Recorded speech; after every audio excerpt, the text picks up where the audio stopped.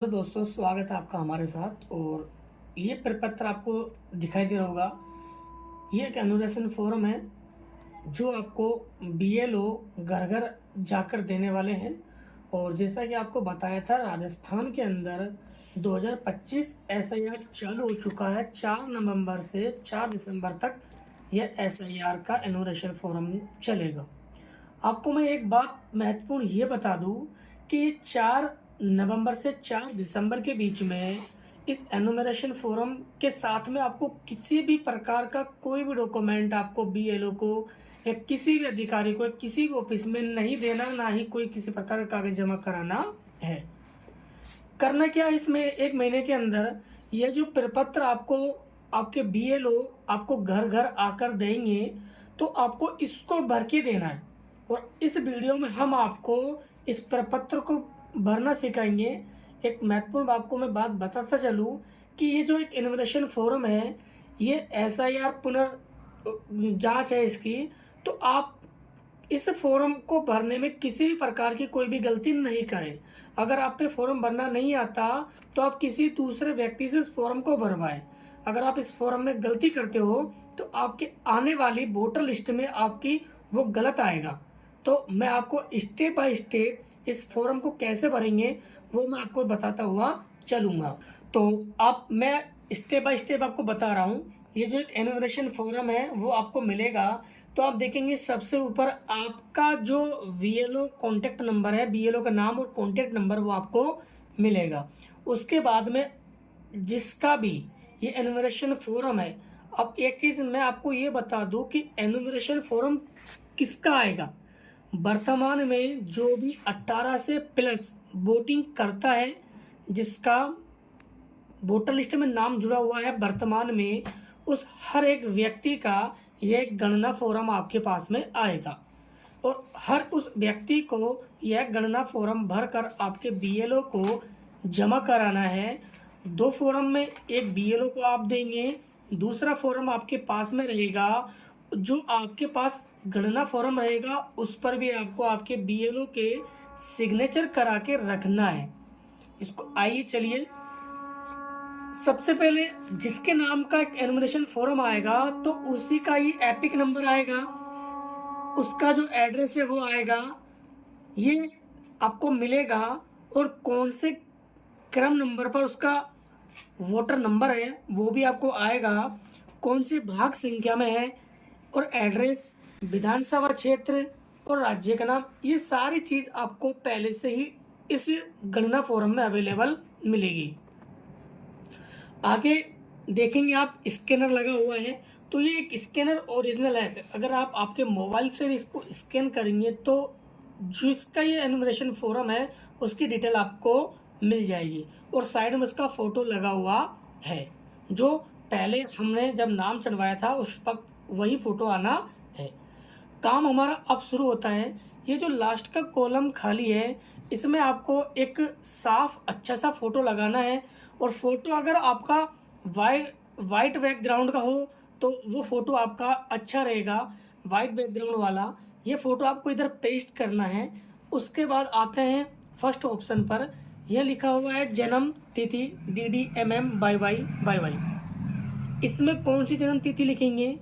कई भाइयों का सवाल आया, कुछ लोग कॉल करके भी पूछे कि इस एनुमरेशन फॉर्म में जो डेट ऑफ बर्थ भरनी है वह कौन सी वाली भरनी है, जो हमारे पहचान पत्र में पहले से चल रही वो वाली भरनी है या आधार कार्ड पैन कार्ड वाली कौन सी भरनी है।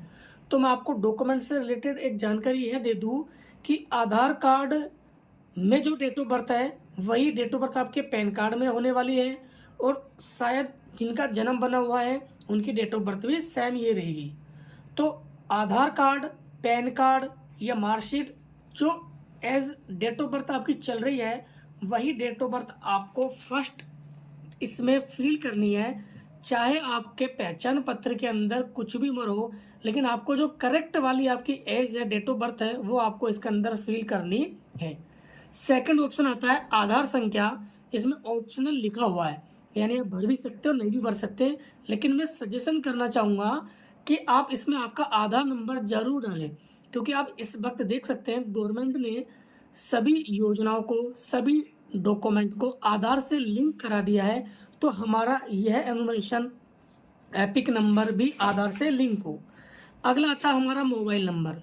तो इसमें कोई कॉन्टेक्ट नंबर आपका खुद का, ये घर में से एक सेफ नंबर देना है जिससे बीएलओ या ईआरओ कोई कांटेक्ट कर सके। अगर उनको कुछ डाटा मिसिंग लगता है या कुछ मिसमैच होता है या किसी प्रकार का कोई डाउट होता है तो वो आपको कांटेक्ट कर सके। तो आपको आपका इसमें सही मोबाइल नंबर डालना है। नीचे पिता या अभिभावक का नाम डालना है। अगला हम देखेंगे पिता अभिभावक का एपिक नंबर, यानी अगर पिताजी है तो पिताजी का एपिक नंबर डालना है, पिताजी नहीं है तो माँ है तो माँ का एपिक नंबर इसमें डालना है। नीचे आता है माँ का नाम, माँ का जो भी हमारे डॉक्यूमेंट में नाम है सही वह माँ का नाम डालना है। नीचे माँ का एपिक नंबर पहचान पत्र के ऊपर राइट हैंड पर लिखा होता है।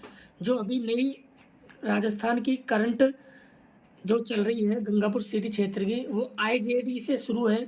इससे पहले FCZ से शुरू था और इससे पहले RJ11085 से शुरू होती है। तो इसमें आपको एपिक नंबर डालना है। अगर कोई मेल मैरिड है, शादीशुदा है, तो वह अपनी पत्नी का भी नाम इसमें लिख सकता है और पत्नी का एपिक नंबर भी इसमें लिख सकता है। ये जो जानकारी आपको बताई है ये कॉमन जानकारी है, नॉर्मल जानकारी है जिसको कोई भी इजीली भर सकता है। अब आगे बात हम करते हैं फॉर्म को आगे किस तरीके से भरना है। नीचे आपको दो ऑप्शन दिखाई दे रहे हैं, इसमें दो ऑप्शन दिखाई दे रहे हैं। एक है अंतिम विशेष गहन पुनरीक्षण की निर्वाचन नामांकन में निर्वाचन का विवरण। इसके अंदर क्या भरना है, इम्पोर्टेंट यही है। इसमें क्या भरना है, इसमें क्या भरना है, दोनों भरने, एक भरना, कौन सा भरना कौन सा नहीं भरना, ये इम्पोर्टेंट है। यहाँ आप गलती करते हो तो आपका फॉर्म गलत होने की संभावना है, तो इसमें आपको सावधानी बरतनी है। अंतिम विशेष लास्ट मैंने अभी आपको सुनो बताया कि हमारे राजस्थान के अंदर जो पहले SIR हुआ था वो लास्ट 2002 के अंदर हुआ था। 2002 के अंदर हमारा लास्ट बार SIR हुआ था। 2002 के बाद में सीधा 2025 के अंदर हो रहा है। कुछ लोग बोले कि 2002 की वोटर लिस्ट या 3 की चाहिए, इस पर भी मैं वीडियो बना के डाल चुका हूँ। राजस्थान में जो SIR के लिए वोटर वेरिफिकेशन के लिए मांगा है वह 2002 की वोटर लिस्ट के अकॉर्डिंग अभी SIR का वेरिफिकेशन कर रहे हैं। तो इसमें क्या करना है आपको, ये जो कॉलम है लेफ्ट हैंड वाला बाया तरफ वाला, अगर किसी का 2002 यानी 2002 की वोटर लिस्ट में नाम है तो उसको सिर्फ यह वाला कॉलम भरना है, यह वाला कॉलम नहीं भरना। एक बार दोबारा समझेंगे, जिस पर्सन का भी, जिस व्यक्ति का भी अगर 2002 की वोटर लिस्ट में नाम होता है तो उसको सिर्फ यह वाला कॉलम भरना है, यह वाला कॉलम नहीं भरना। जिनकी एज लगभग 38 या 40 प्लस है उनका 2002 की वोटर लिस्ट में नाम मिल जाएगा, उनको सिर्फ यह फॉर्म भरना है और आगे नहीं भरना। मान के चलो कि किसी का 2002 की वोटर लिस्ट में नाम मिलता है तो उनका नाम, निर्वाचक का नाम लिखना है, इसके नीचे एपिक नंबर लिखना है। जिनका 2002 की वोटर लिस्ट में नाम है सिर्फ उनके लिए है। रिश्तेदार का नाम, रिश्तेदार का नाम आप माँ का लिख सकते हैं, पिता का लिख सकते हैं। रिश्ते का नाम, अगर आपने यहाँ रिश्तेदार का नाम माँ का लिखा है तो रिश्ते का नाम हो जाएगा माँ, दूसरा लिखा है तो लिख देंगे पिता। किसी कारणवश आप मदर या फादर के अलावा किसी और का लिखते हैं, दादा दादी, तो उनका आपको रिश्ते का नाम बताना है। जिला कॉमन है हमारा, जो जिला है आपका वो लिखना है। राज्य के नाम हमारा जो है वो लिखना है।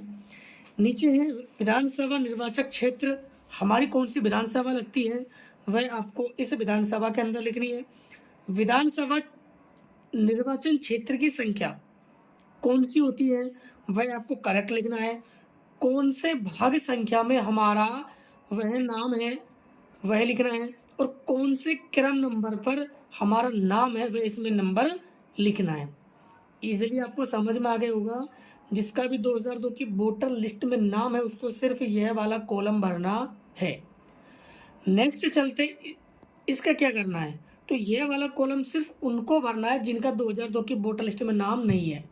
तो 38 के अंडर में लोगों का 2002 की वोटर लिस्ट में नाम नहीं होगा तो उनको यह वाला कॉलम भरना है।